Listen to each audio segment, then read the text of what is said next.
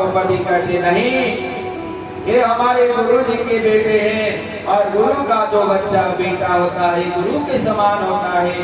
और ये भी हमारे गुरुदेव महाभारत युद्ध में स्वर्ग गति को प्राप्त हो गए और इनकी माता अभी भी है, इसीलिए इसे मृत्यु दंड नहीं देना चाहिए। अब विवाद चलता ही रहा, कोई हल निकलता ही नहीं। युद्ध भी महाराज जी बार बार कहते क्या करना चाहिए। भगवान श्री हरि को कोई पूछता ही नहीं और भगवान ने भी कोई बात कही नहीं। कहा जाता है कि आपका कोई सलाह जब तक कोई ना ले सलाह नहीं देना चाहिए। यदि किसी ने पूछा क्या करना है, क्या सही है, क्या गलत है, तो सलाह देने का फल अच्छा लगता है।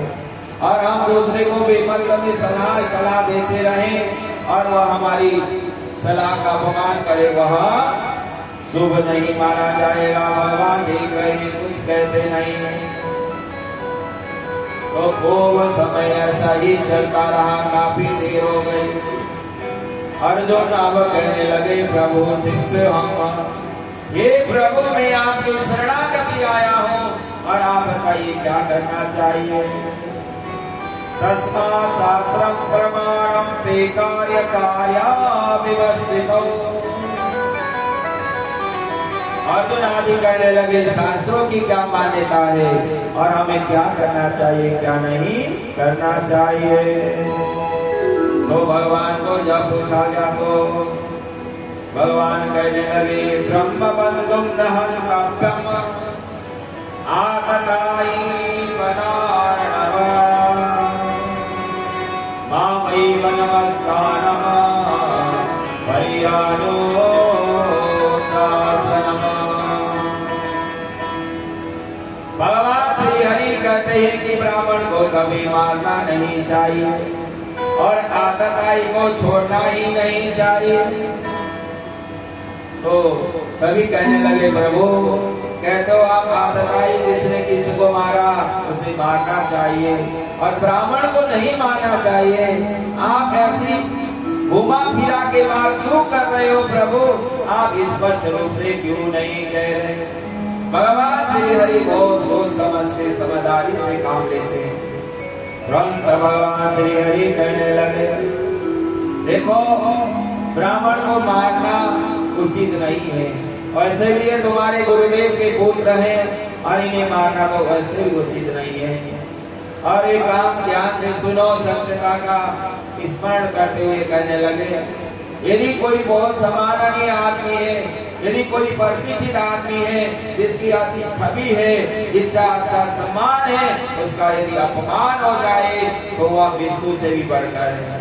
यदि आपने किसी को गोली मार दी तुरंत तो वह मर जाएगा, पर वह अपमान कर दिया जाएगा, किसी का तो बार बार तड़पता ही रहेगा, सोचता ही रहेगा।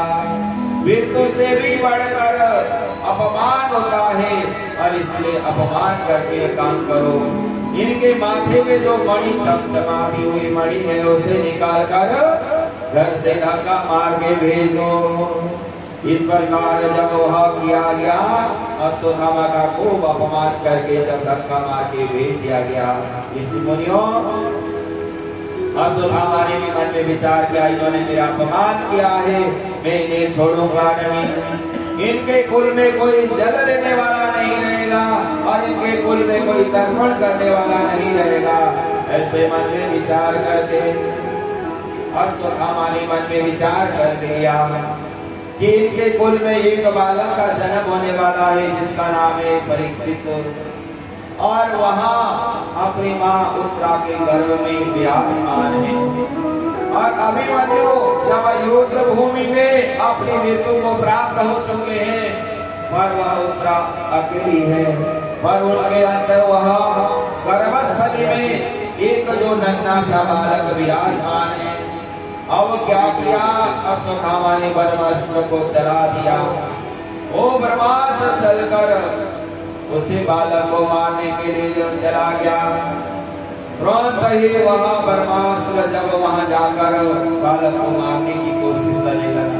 भगवान श्री हरि ने भी ब्रह्मास्त्र को चला दिया है और बलमस्त को रोक दिया और भगवान श्री हरि स्वयं उनका के गर्भ में जाकर विराजमान हो गए और उस बालक की रक्षा की।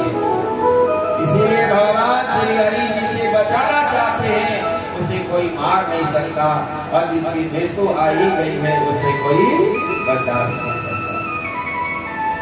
भगवान श्री हरि ने ब्रह्मास्त्र के द्वारा वह ब्रह्मास्त्र को निष्क्रिय कर दिया और बालक की रक्षा कर दी। तुरंत जब महाभारत आदि का युद्ध समाप्त हुआ, अब भगवान श्री हरि मन में विचार करने लगे कि मैं अपने माता पिता के पास चला जाऊं द्वारिकापुरी की ओर। जब वहां सभी ने देखा, सभी ने अपने अपने सम्मान करने लगे। भगवान श्री हरि चलकर जाने लगे। तुरंत उत्तरा ने देखा कि प्रभु श्री हरि यहाँ से जाएंगे। मेरे जो अंतरात्मा में जो बालक उदर में विराजमान है उसकी रक्षा करने वाले प्रभु यदि यहाँ से जाएंगे तो क्या होगा। उत्तरा भागी भागी दौड़े प्रभु के चरणों में आकर कहने लगे, हे प्रभु आप कहाँ जा रहे हैं। जब प्रभु श्री हरि जाने के लिए रथ में विराजमान है और एक रथ में जैसे चढ़ रहे हैं, एक पैर जमीन पे है और एक पैर रथ के ऊपर है। भगवान श्री हरि अभय मुद्रा में ऐसे चलने के लिए जब तैयार हुए, जब तुरंत भाकर उतरा, आकर भगवान से कहते हैं, पाहि पाहि महायोगिन देव देव जगन्पते नान्यमतोऽभयम् पश्यम यत्र मृतो परस्परः यत्र मृतो परस्परः।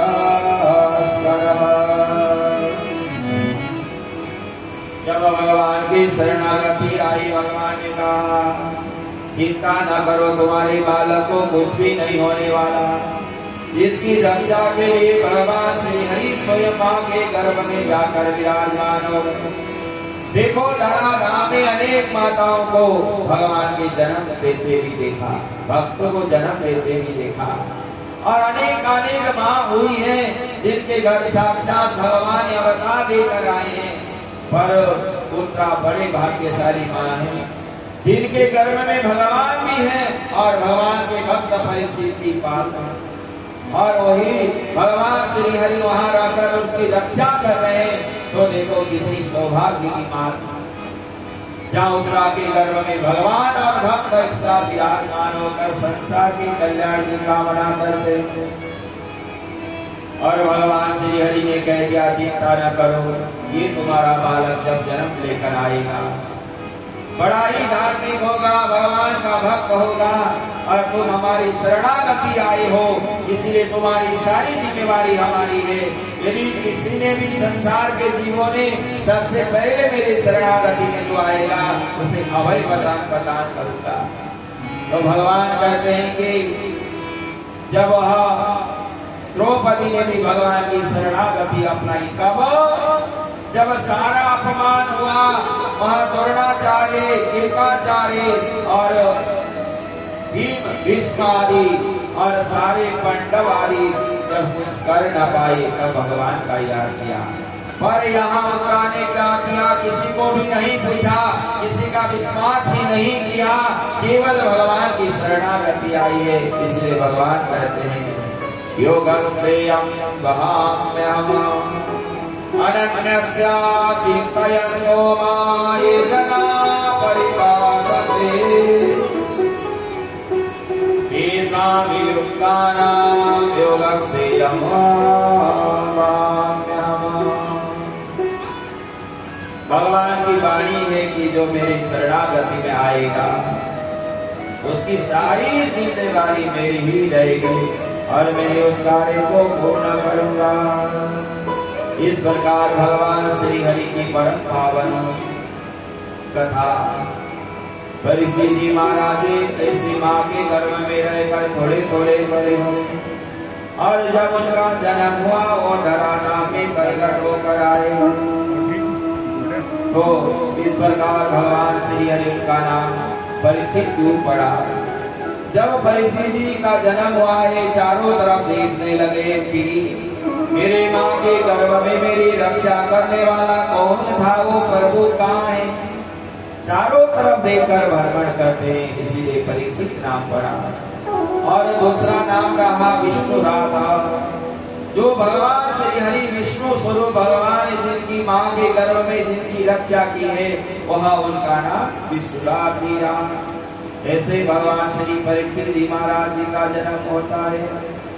और भगवान श्री हरि का अनन्य लीला सुनाते हो करके ऋषि मुनियों, जब भगवान श्री हरि आगे चले अपने राज्य की ओर जा रहे हैं, जहाँ बुआ जी कुंती माता भगवान से प्रार्थना करती है, प्रभु आप जब तक यहाँ रहे तो आनंद रहा, और जब बड़े बड़े मुसीबत आए प्रभु यहीं रहे। आज महाभारत का युद्ध समाप्त हो गया, युधिष्ठिर को राजपद प्राप्त हुए, और प्रभु आप हमें छोड़कर जा रहे। भगवान श्री हरि कहने लगे, बुआ ये तो सभी प्रभु की कृपा से हुआ, मैं तो नन्हा सा बालक, मुझे कुछ बताई नहीं। भगवान श्री हरि अपना रूप ऐश्वर्या छवि को छुपाते हुए जाना चाहते हैं। पर मां कुंती कहती, ना प्रभु आप हमें क्या कह रहे हो, आप नन्हे से बालक साधारण जीव नहीं है, आप इस जगत के पुरुष का आधार साक्षात प्रभु श्री हरि हैं, आपकी महिमा का वर्णन करना तो असंभव है। इसीलिए मैं आपको केवल अपना भतीजा समझकर नहीं, साधारण मानव समझकर नहीं, साक्षात श्री हरि समझकर प्रार्थना करती हूँ। नमस्ते पुरुषाध्याय प्राकृतेन अलक्षमा सर्वभूतानां अंतर्बहिः स्थितम् माया जमनिकाचयाय दुर्लक्षदयाय न लक्षेण नमोना नटनाट्यो नरोयता। करके प्रभु जब तक आप यहाँ रहे, बड़े ऋषि मुनि महात्मा के दर्शन हुए, और जो दुर्योधन और लोगों ने जो मेरे पुत्र को 20 के लड्डू आदि खिलाए, उनको भी आपने, जिन्होंने जहर पिला दिया था मेरे 5 बच्चों को मारने के लिए, आपकी कृपा से वह जहर भी अमृत हो गया। और दुर्योधन ने हमारे बच्चों को जलाने के लिए लाक्षागृह भवन बनाया, और वहां भी आपने उनकी रक्षा की। और आज धन राज्य ऐश्वर्य सम्मान प्रतिष्ठा हमें प्रदान करके आप हमें छोड़ कर जा रही है प्रभु, गलत बात है, आप नहीं जा सकते। और ये प्रभु आपकी कृपा हो तो बड़े बड़े जो सागर भी गोफूल के समान हो जाते हैं, बड़े बड़े मुसीबत भी बड़े आसान हो जाते हैं, पर आपकी कृपा न हो तो वह छोटी सी समस्या भी इतनी बढ़ जाती है। इसलिए कहा गरल सोदा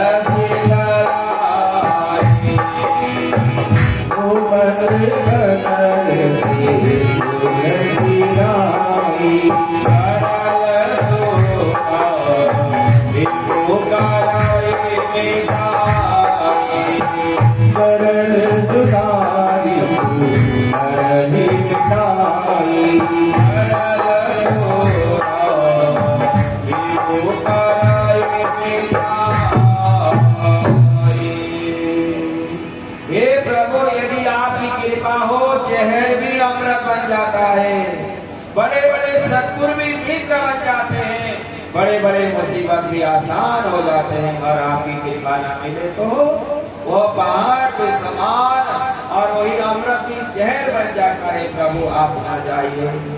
बार बार प्रार्थना करने लगी और भगवान कहते हैं वाह, मैं अपने माता पिता के पास भी जाऊं, बहुत दिन हो गया। तो भगवान कहने लगे अब यहाँ सुख शांति है, सारे दानवों का विनाश हो गया और आप अपने आनंद जीवन यापन करो। पुनः मां कुंती कहने लगी विपदा संतो न ससद तत्र तत्र जगत गुरु भवतो दर्शनम यस्य पुनर्भव दर्शनम। कुंती मां कहती है इस जीवन का क्या फायदा यदि भगवान ही छोड़कर जाए। इसलिए हे प्रभु मुझे कभी सुख नहीं चाहिए। यदि मेरे जीवन में जब दुख थे, समस्या थे, आप हमारे साथ थे और आज आप हमें छोड़कर जा रहे हैं, ऐसा सुख किस काम का। इसलिए हमें यह सुख शांति की कामना नहीं करते और हमें तो आप सदा दुखी दुख प्रदान करो। देखो संसार में हर आदमी सुख शांति समृद्धि सम्मान प्रतिष्ठा ये चाहता है, पर मां बुद्धि कर देना हमें दुख ही प्रदान करो। इस दुख में आप हमारे साथ कम से कम रहेंगे और आपके हम दर्शन करते रहेंगे। और हे प्रभु आप जहाँ रहेंगे बड़े बड़े ऋषि मुनि महात्मा आदि वहाँ आकर उनका भी दर्शन होगा और आपका भी आशीर्वाद मिलेगा। इसीलिए बार बार प्रार्थना करते हुए जब कहा भगवान कहने लगे नहीं बाजी मैं लौटकर आ ही जाऊंगा, मुझे जाने दीजिए। फिर भगवान श्री हरि वहां से आगे चले। युधिष्ठिर जी महाराज बड़ी परेशान है। युधिष्ठिर महाराज जी कहते हैं कन्हैया इस सौभाग्यशाली राज्य करते हो तो क्या फायदा। यह महाभारत का इतना बड़ा युद्ध हुआ, बड़े बड़े योद्धा की यहाँ मृत्यु लोक में समा गए और बड़े बड़े योद्धा की मृत्यु अंत हो गई। उनके पत्नियां, उनके बच्चे, उनके सिंदूर की मांग यह महाभारत के युद्ध में हुआ और वह राज्य आपने हमें दिला दिया। इस राज्य को क्या करा।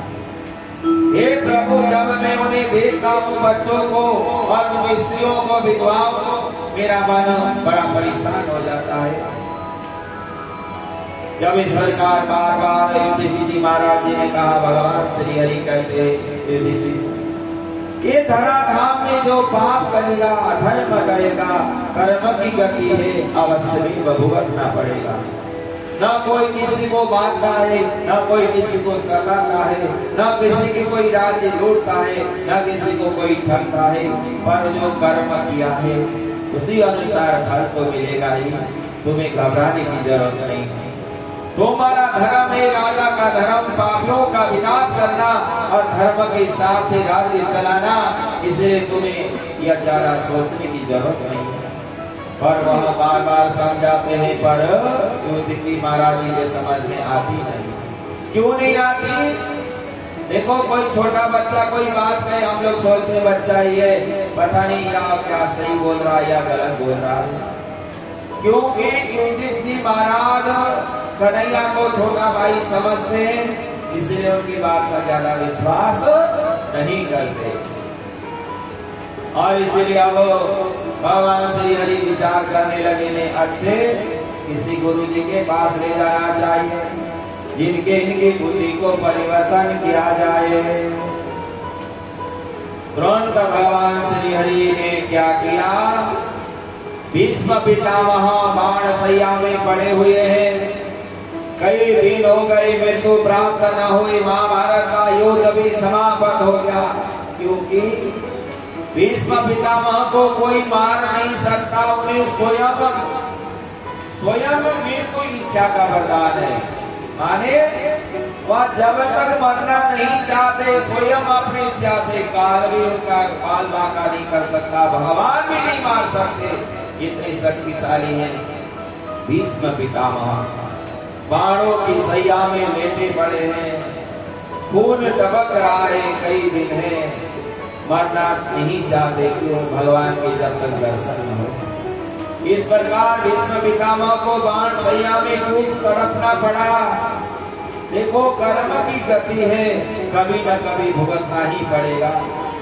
एक समय जब भीष्म पितामह राजकुमार राज थे और वह कहीं जा रहे थे और वहां जैसे कोई सांप उनके सामने आया, उसे उन्होंने मारकर जिनने सांप को पकड़ के अपने हथियार के द्वारा कांटेदार वृक्ष में डाल दिया था और वह खून टपक टपक कर तड़प तड़प कर कई दिन तक ऐसा ही रहा और उसकी मृत्यु हो गई। उसने भी कहा जब इस मानव का भी यदि अंतिम समय आएगा ऐसा ही होना चाहिए, तो वही कर्म की गति से आज बाढ़ सैया में पड़े हुए हैं, मरना भी चाहते हैं, मरते भी नहीं, पड़े पड़े विलाप भी करते हैं।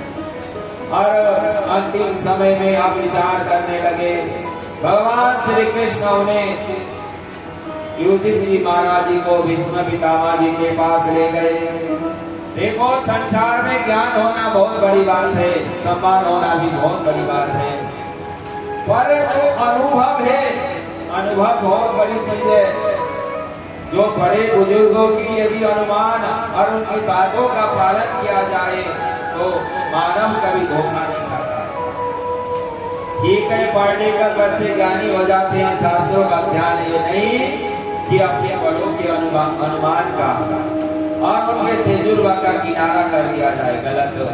यदि उनकी आज्ञा का पालन किया जाए बड़ों की, कभी भी आप मार नहीं खा सकते जीवन में। अब जैसे ही भगवान श्री हरि युधिष्ठिर महाराज जी को लेकर वहां गए तो भगवान श्री हरि के अनन्य भक्त भीष्म पितामह कहने लगे, कन्हैया कभी तुम अर्जुन के रथ चलाते हो, कभी सची बनते हो, कभी भक्तों को बचाने के लिए प्रतिज्ञा करते हथियार नहीं चलाऊंगा, पर जब मैंने तुम्हारे सामने तुम्हारे भक्तों की जब युद्ध में मारने के लिए जब मैं दौड़ा, आप रथ से कूद कर पीछे आए थे, आज यहाँ क्या करने आए हो, इस प्रकार जब प्रश्न किया है तो भगवान श्री हरि कहने लगे, दादाजी आपकी महिमा तो अपरंपार है, आपकी महिमा को कोई जान नहीं पाया। हम आपके जाते जाते आपसे मिलने के लिए आए हैं, तो आपसे मिलकर भी जाऊं। ज्येष्ठ भ्राता युधिष्ठिर जी महाराज बड़े परेशान हैं और आपसे मिलाकर इन्हें कुछ सत्मार्ग प्रदान करो, इसीलिए आपके पास आया। भीष्म पितामह कहते आपने समझाया नहीं से, कहने लगे मेरी बात इतने समझ में नहीं आई, आप वीर हैं, श्रेष्ठ हैं, हमारे दादाजी हैं और आप इन्हें समझाइए। तुरंत जैसे ही भगवान को देखा कहने लगे, एक बात सुनो कन्हैया, जब तक मैं ना कहूं यहाँ से हिलो नहीं, तब तक मेरे सामने ही खड़े रहना है। तुरंत भगवान के चरणों में वंदन किया गया। सदैव देव भगवान प्रतीक्षका कले परमयाद विदमयः परसन्नः सारलोचना मुखं भुजोद्यानपतस्य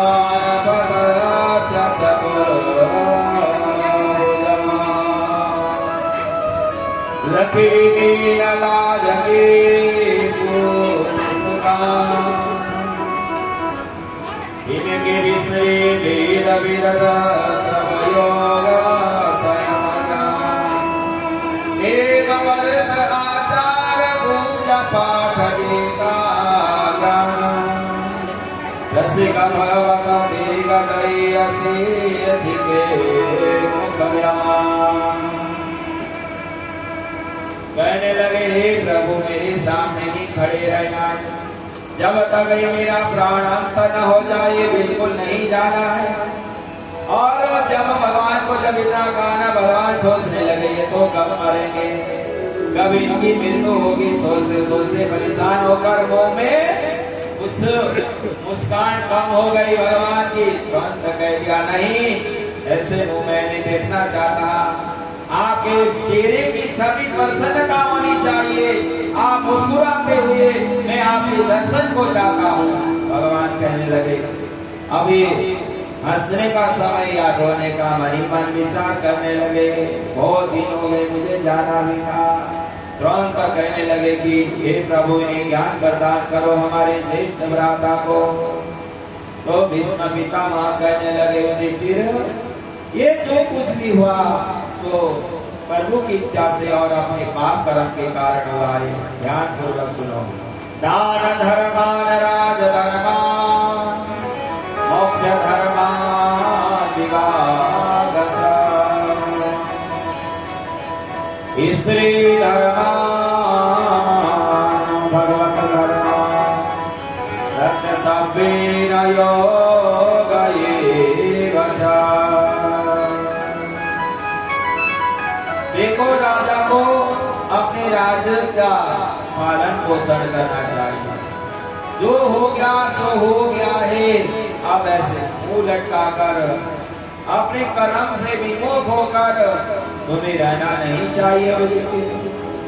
अब तुम्हें अपने राज्य में जो कुछ भी है उनके श्रेष्ठ कर्म के द्वारा अपने राज्य को आगे चलाना चाहिए। और संपूर्ण राजा का धर्म है अपने राज्य में धर्म की स्थापना करो, जहाँ अत्याचार पाप हो रहा है उसका विनाश करो, और भगवान की कथा अनुष्ठान यज्ञ जप तप का सहयोग करना राजा का कर्तव्य है। इसीलिए तुम ये सारी बात परित्याग करके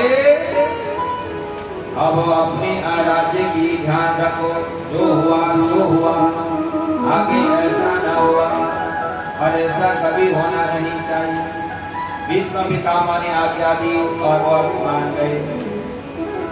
और जैसे ही आओ भीष्म पितामह सोचने लगे मेरे प्रभु मेरे सामने खड़े हैं, बहुत दिन हो गया, महाभारत का युद्ध भी समाप्त हो गया, इतना अच्छा सौभाग्य का समय है, मेरे प्रभु श्री हरि मेरे प्राण निकलने वाले हैं और मेरे सामने खड़े होकर मुझे दर्शन दे रहे। और यह उत्तरायण शुभ मास शुभ पक्ष शुभ मेला, मैं अब कब तक यहीं रहूंगा।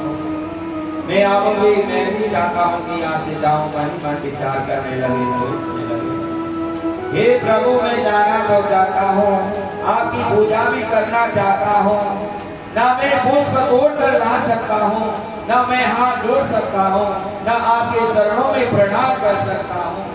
मैं तो अपनी यह गति के कारण इस बाण सैया में बड़ा बड़ा मनी चिंतन कर सकता हूँ। भीष्म पितामह मनी मन चिंतन करे प्रभु पुष्प लाऊं तो कहां से लाऊं और आपकी पूजा कैसे करूं। मनी मन चिंतन करते हुए कहने लगे प्रभु मैं मानसिक मन द्वारा आपको जो भी पुष्पादि अर्पित करता ही रहूंगा।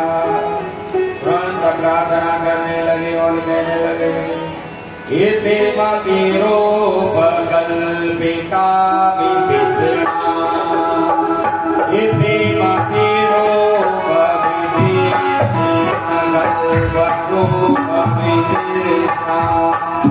भगवती शाश्वतमागमे विभूति भगवती शाश्वतमागमे विभूति इति मतिरोपकल्पिता विभीषणा भगवती शाश्वतमागमे विभूति so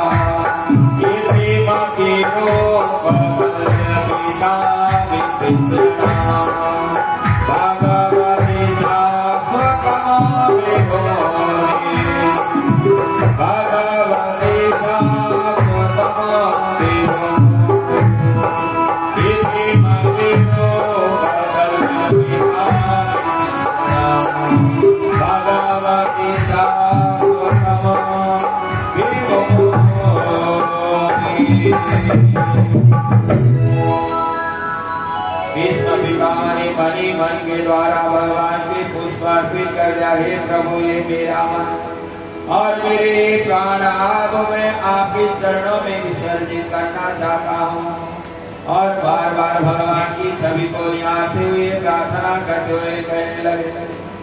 जब भगवान श्री हरि की वहाँ छवि भगवान श्री हरि सामने खड़े हैं और भीष्म पितामह दर्शन कर रहे हैं, ऐसे सौभाग्य की देखकर देवी देवता का समाज से बड़ी आनंद भग्न वह आनंद छा रहे।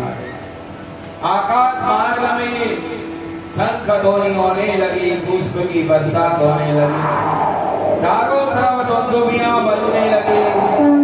देखो भीष्म पितामह का कितना सौभाग्य है।